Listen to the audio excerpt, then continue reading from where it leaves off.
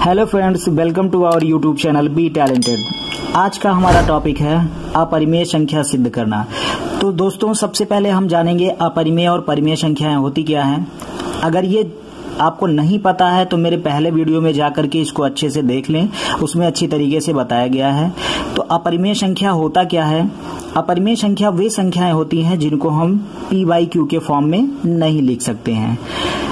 Exam में कैसे क्या पूछा जाता है, हर एक एग्जाम में लगभग हर साल आता रहता है ये कि सिद्ध कीजिए कि √3, √2, √5, √7, √11 अपरिमेय संख्याएं हैं।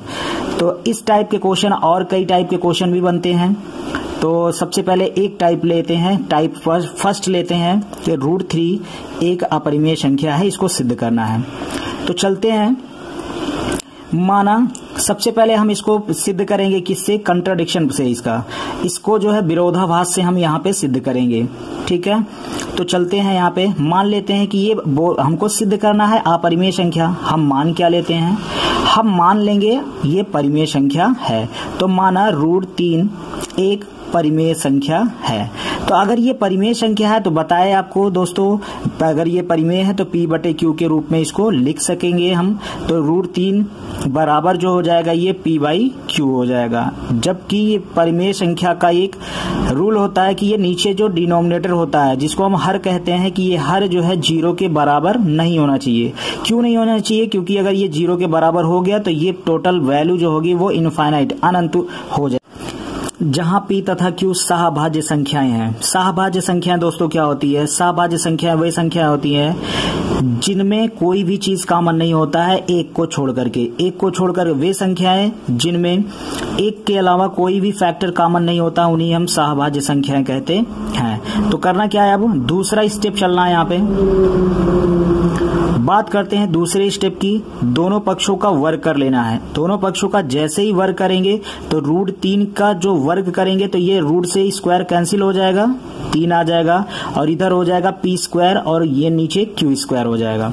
करना क्या है? तिर्यक गुणा कर लेना है। तिर्यक गुणा करने के बाद क्या आएगा? तिर्यक गुणा करने के बाद यहाँ पे आ जाएगा P² बराबर ये हो जाएगा 3Q² हो जाएगा। इसको हम दोस्तों समीकरण नंबर 1 मान लेंगे। अभी तक हम कुछ नहीं किए, बस केवल किए क्या है कि परिमेय संख्या मान लिए हैं, और परिमेय है तो P/Q के रूप में लिखा जाएगा, और उसके बाद दोनों पक्षों का वर्ग कर लिए हैं। यहीं से हमको एक चीज निकल के आ जाएगा। ये निकल के आया कि P² का एक, ये देख रहे हैं P² का एक अभाज्य गुणनखंड हमको 3 मिल रहा है, क्योंकि यहाँ 3 के गुणज में ये है। तो P² का एक अगर अभाज्य गुणनखंड 3 है तो P का भी एक अभाज्य गुणनखंड क्या होगा? 3 होगा। क्यों? क्योंकि अगर मान के चलिए, जैसे आप जानते होंगे, आपके पापा हो गए और आपके मम्मी हो गए, 2 लोग हैं, मतलब यही P² है आपका। P², एक पापा हो गए, मम्मी हो गई, आप उनके लड़के हो गए। तो अगर आप उनके लड़के हैं तो अगर ये कहा जाए कि ये आपका पेरेंट्स है, इसके जो है ये इनके आप लड़के हैं, तब भी ये बात सही है। या केवल अकेले अगर बोला जाए कि ये आप, अगर ये बोला जाए कि आप अपने पापा के लड़के हैं, तब भी ये सही है। तो यही चीज यहाँ पे भी अप्लाई कर सकते हैं। तो अगर P² का जो है यहाँ पे P² का अभाज्य गुणनखंड 3 है तो P का भी एक अभाज्य गुणनखंड 3 होगा। वही चीज यहाँ पे लिखा गया है। तो अगर ये P का अभाज्य गुणनखंड 3 है तो इसको हम क्या मान लेते हैं? 3 का गुणज मान लेते हैं। तो मान लेते हैं, माना P बराबर 3K, जो K जो है वो क्या होगा? I+ में। I+ मतलब होता है हमारा धनपूर्ण संख्या है ये। तो ये मान जो है उठा के हम समीकरण 1 में रख देंगे। तो जहां P था वहां पे हम क्या रख देंगे? 3K। तो P की घात यहाँ पे 2 बराबर 3Q² तो जाएगा। जहां पर P है वहां पे हम क्या करेंगे? 3K रख देंगे। तो P के जगह 3K की घात 2 हो गया, बराबर ये हो जाएगा 3Q² तो दोस्तों 3 का स्क्वायर करेंगे, 3 त्रिक का 9, K का स्क्वायर K² बराबर ये 3Q² हो गया। 3 से 9 कट जाएगा, कैंसिल हो जाएगा, 3 त्रिक का 9 तो 3K² हो जाएगा बराबर Q² हो गया। अब यहाँ पे देखना ये है कि ये इसको सीधा सीधा लिख लेना है। Q² बराबर ये हो जाएगा 3K² ये। अब यहाँ पे फिर से वही चीज देखने को मिल रहा है। Q² का एक अभाज्य गुणनखंड क्या है? 3 है। तो Q का भी एक अभाज्य गुणनखंड क्या हो जाएगा? 3 हो जाएगा। तो वही चीज यहाँ पे लिखा गया, मतलब P का भी अभाज्य गुणनखंड 3 हुआ और Q का भी एक अभाज्य गुणनखंड 3 आया। मतलब P और Q दोनों का ही अब उभयनिष्ठ गुणनखंड क्या हो गया? 3 आ गया। P तथा Q दोनों का एक उभयनिष्ठ गुणनखंड क्या होगा 3 होगा, परंतु P और Q क्या थी सहभाज्य संख्या थी। फिर से सहभाज्य संख्या बेटा, क्योंकि वो चीज सहभाज्य संख्या वो ये हैं जिनमें कोई भी एक के अलावा कोई भी फैक्टर कॉमन नहीं होता, लेकिन यहाँ पे 3 आया है तो ये विरोधाभास मिल रहा है। ये विरोधाभास क्यों मिला? क्योंकि हमारी कल्पना क्या थी गलत थी, और जब हमारी कल्पना गलत है तो उसको क्या कर लिए सही किए। जब सही करेंगे तो हम वहां पे मान के चले थे परिमेय संख्या, तो ये है क्या अपरिमेय संख्या होगा। क्यों? क्योंकि इससे विरोधाभास मिल रहा है, तो इसको सही करेंगे तो ये इसलिए हमारा √3 क्या हो जाएगा एक अपरिमेय संख्या हो जाएगा। तो ये सिद्ध हो गया इस तरीके से। अगर आपको समझ में नहीं आया या थोड़ा कम आया है तो आप फिर से वीडियो को देख सकते हैं। उसके बाद हम चलते हैं, अभी एक क्वेश्चन और है इसी सेम टाइप का। यहाँ पे सिद्ध कीजिए कि √2 अपरिमेय संख्या है, या सिद्ध कीजिए कि √5 अपरिमेय संख्या। एकदम सेम, जहां पे हम 3 रखे हैं, क्वेश्चन फिर से देख लीजिएगा, जहां पे 3 रखे हैं वहां पे हम 2 रख करके एकदम सेम पॉइंट टू पॉइंट हल करते चले जाएंगे, ये आपका सिद्ध हो जाएगा। और वही सेम चीज हमको क्या करना है, जहां 3 है वहां पे हम 5 रख लेंगे, और 5 रखने के बाद पॉइंट टू पॉइंट सॉल्व करते चले जाएंगे, तो ये आपका सिद्ध हो जाएगा √5 जो है अपरिमेय संख्या है। ये चीज जहां 3 है वहां 5 रख के। ठीक ना दोस्तों, समझ में आई होप समझ में आया होगा। चलते हैं दूसरे टाइप पे। अभी तक तो था केवल और केवल रूट वाले क्वेश्चन थे, केवल रूट था, उनके साथ में कोई चीज था नहीं। लेकिन अब उसका टाइप 2 आया कि रूट के साथ कोई ना कोई और चीज रहेगा। तो यहां पे देखते हैं दूसरे क्वेश्चन पे, सिद्ध कीजिए कि 3√2 धन 5 एक अपरिमेय संख्या है। तो यहाँ पे देखिए दोस्तों, √2 के साथ में 3 भी आया और 5 भी आया, देख रहे हैं ना प्लस में यहाँ पे। तो अब इसको हम, ये आपका दूसरा टाइप है। अगर केवल रूट रहेगा तो फर्स्ट वाले टाइप से लगेगा, और रूट के अलावा और कुछ है तो इस टाइप का दूसरा टाइप लगेगा, जो ये बताने चल रहे हैं हम। तो यहाँ पे क्या होगा, मान लेते हैं फिर से इसको विरोधाभास से ही हम सिद्ध करेंगे। मान लेते हैं कि 3√2 धन 5 परिमेय संख्या है। ये अगर परिमेय संख्या है तो इसको P/Q के रूप में लिखा जा सकता है, इसलिए हम यहाँ पे इसको लिख सकते हैं, P/Q के रूप में लिख दिए हैं, जहाँ पे P और Q क्या है पूर्णांक है।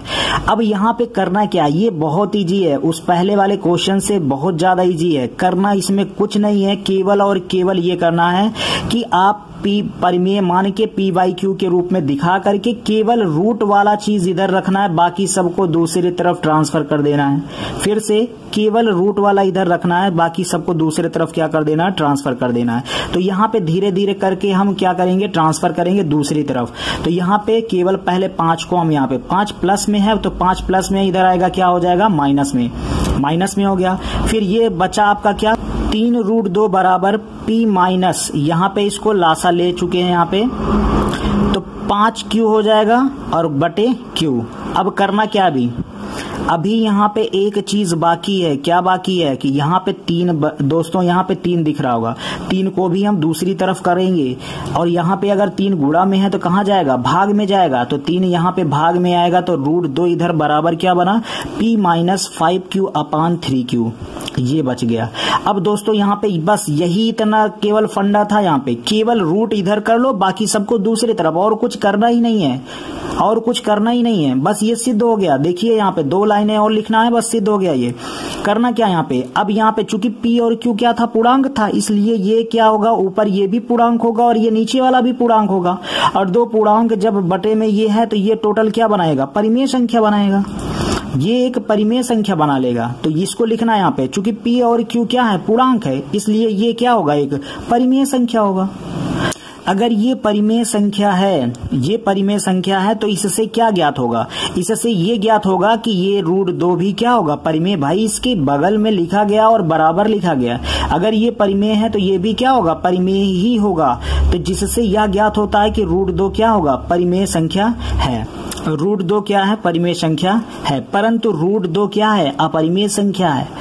हम जानते हैं √2 अपरिमेय संख्या है। यह विरोधाभास हमारी किससे मिला है, गलत कल्पना से मिला। अतः 3√2 धन 5 एक अपरिमेय संख्या होगा। क्यों, क्योंकि अगर हमारा जो कल्पना गलत है तो कल्पना सही कर लेंगे, तो कल्पना हमारा ये सही हो गया। वहां परिमेय मान के चले थे, लेकिन क्या है, ये अपरिमेय है, इसलिए ये एक अपरिमेय संख्या है। दोस्तों आई होप समझ में आया होगा वीडियो। ये ऐसे ही सेम टाइप के अगर रूट के साथ में कोई और चीज आया है तो हम सेम इसको रूट को एक तरफ करेंगे, बाकी सबको दूसरी तरफ, और दूसरी तरफ वाला परिमेय आएगा तो बगल वाला भी परिमेय दे देगा, लेकिन वो परिमेय नहीं होगा, इसलिए वो विरोधाभास से हमारा वो सही कर सकते हैं उसको। चलते हैं एक क्वेश्चन की तरफ। क्वेश्चन यहाँ पे है, सिद्ध कीजिए कि 2/√5 एक अपरिमेय संख्या है। 2/√5 अपरिमेय संख्या है। करना क्या है, सेम टाइप से इसको भी हम परिमेय मान लेंगे और परिमेय मानने के बाद p/q के फॉर्म में लिख लेंगे। परिमेय मानने के बाद p/q के फॉर्म में लिख लेंगे। उसके बाद में √5 इधर रखना, बाकी सबको दूसरी तरफ। उसके बाद सेम प्रोसेस से चलते रहना है और ये भी आपका सिद्ध हो जाएगा। सेम टाइप का क्वेश्चन ये भी है कि 3 - 2√7 एक अपरिमेय संख्या है। तो रूट वाला इधर रखना है, इसको परिमेय मान लो, रूट वाला इधर रख लो, बाकी सबको दूसरी तरफ ट्रांसफर कर दो और ये सिद्ध हो जाएगा। चलते हैं टाइप नंबर 3 पे, तीसरे नंबर टाइप पे। तीसरा नंबर टाइप क्या है, तीसरा टाइप क्या है यहाँ पे देखते हैं, सिद्ध करते हैं। सिद्ध कीजिए कि √2 धन √3 एक अपरिमेय संख्या है। ये एक नया टाइप है, इसमें दो चीजें हैं और दोनों रूट में हैं। दो चीजें हैं, एक √2 है और एक √3 है, दोनों रूट में ही दिख रहा है, अलग अलग है और दोनों रूट में है। तो इसको नए मेथड से करेंगे। थोड़ा सा इसमें मेथड चेंज होगा, केवल यहाँ पे एक चीज बढ़ाना पड़ेगा बस। मान लेते हैं इसको भी विरोधाभास से ही करेंगे। माना √2 धन √3 एक परिमेय संख्या है। अगर ये परिमेय है तो p/q के रूप में इसको हम लिख सकते हैं, जहां p और q क्या है, पूर्णांक है और q डज नॉट इक्वल 0 होगा। यहाँ एक चीज बढ़ा लेना है कि दोनों पक्षों का वर्ग करना है। इसके पहले वाले क्वेश्चन में यहाँ पे वर्ग नहीं किए थे, वर्ग किए थे किस वाले में, केवल रूट वाले में। तो यहाँ पे वही चीज, रूट अगर केवल है तो यहाँ पे दोनों पक्षों का वर्ग कर लेना है। तो दोनों पक्षों का वर्ग करेंगे तो इधर √2 धन √3 की घात 2 और इधर हो जाएगा p/q की पावर 2 हो जाएगा। तो करना क्या, यहाँ पे a + b का होल स्क्वायर लगा देना है। तो a² + b² + 2ab यहाँ पे लगा दिया। √2 की घात 2 धन √3 की घात 2 धन 2 √2 गुणे √3 और इधर हो जाएगा p²/q²।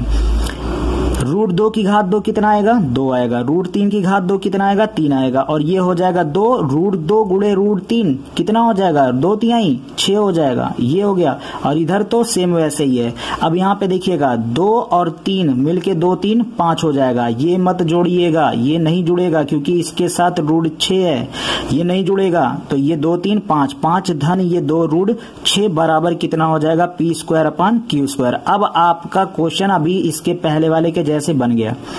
अब करना आपको है, केवल रूट इधर रखना है, बाकी सबको दूसरी तरफ ट्रांसफर कर देना है। दूसरी तरफ ट्रांसफर करने के बाद आपका प्रीवियस वाले तरीके से लग जाएगा। तो यहाँ पे क्या करना, 5 को इधर लेके आएंगे। 5 को इधर ले आए हैं तो ये हो जाएगा कितना, 2 √6 बराबर कितना हो जाएगा, p²/q² माइनस ये 5 हो जाएगा। अब यहाँ पे करना क्या है, 2 √6 ये है। अब यहाँ पे करना क्या है, लासा लेकर के इसको सॉल्व कर लेना है। तो ये हो जाएगा 5q²। और यहाँ पे ये अभी 2 बचा हुआ है तो 2 को हम RHS में लेके चले जाएंगे। तो 2 यहाँ पे गुणा में है, कहाँ जाएगा, भाग में जाएगा। अब यहाँ पे आपको मिला क्या बच्चों, यहाँ पे आपको मिल गया, चूंकि p और q क्या है, पूर्णांक है, इसलिए ये भी क्या होगा, एक ये ऊपर वाला भी पूर्णांक, नीचे वाला भी पूर्णांक। तो ये टोटल बन जाएगा एक परिमेय संख्या। ये टोटल बन जाएगा एक परिमेय संख्या। ये परिमेय संख्या जब है तो ये भी क्या होगा, एक परिमेय संख्या होगा। तो यहाँ पे लेकिन ये परिमेय √6 क्या है, अपरिमेय संख्या है। ये क्या दे रहा है, परिमेय संख्या। लेकिन ये √6 क्या है, परिमेय संख्या नहीं है, अपरिमेय संख्या है। तो ये विरोधाभास हमारी कहाँ से मिला है, गलत कल्पना से प्राप्त हुआ है। ये विरोधाभास हमारी गलत कल्पना से प्राप्त हुआ है। अतः ये जो हो गया है, हम जो कल्पना किए थे वो सही करेंगे। तो कल्पना हमारा जो था परिमेय, उसको हम सही करके क्या बना लेंगे, अपरिमेय। तो ये सिद्ध हो गया, √2 धन √3 ये क्या हो जाएगा, एक अपरिमेय संख्या है। आई होप वीडियो समझ में आया होगा। अब इसी टाइप के और क्वेश्चन को हम आप देखते हैं। सिद्ध कीजिए कि √3 प्लस √5 एक अपरिमेय संख्या है। तो यहाँ पे ये फिर वैसे ही एकदम सेम दोनों रूट में है, तो यहाँ पे वही एक स्टेप केवल बढ़ा लेना है, बस दोनों का वर्ग कर लेना है। उसके बाद में सेम फिर ये रूट एक तरफ करना है, बाकी सबको एक तरफ, फिर विरोधाभास से इसको दिखा देना है। ऐसे सेम यहाँ पे एक नया क्वेश्चन दूसरा है, √7 माइनस √5 एक अपरिमेय संख्या है, सिद्ध करना है इसको। तो ये भी ऐसे ही सेम कर सकते हैं। अगर आपको वीडियो समझ में आया होगा तो लाइक और शेयर और सब्सक्राइब जरूर करिएगा चैनल को। धन्यवाद। जय हिंद, जय भारत।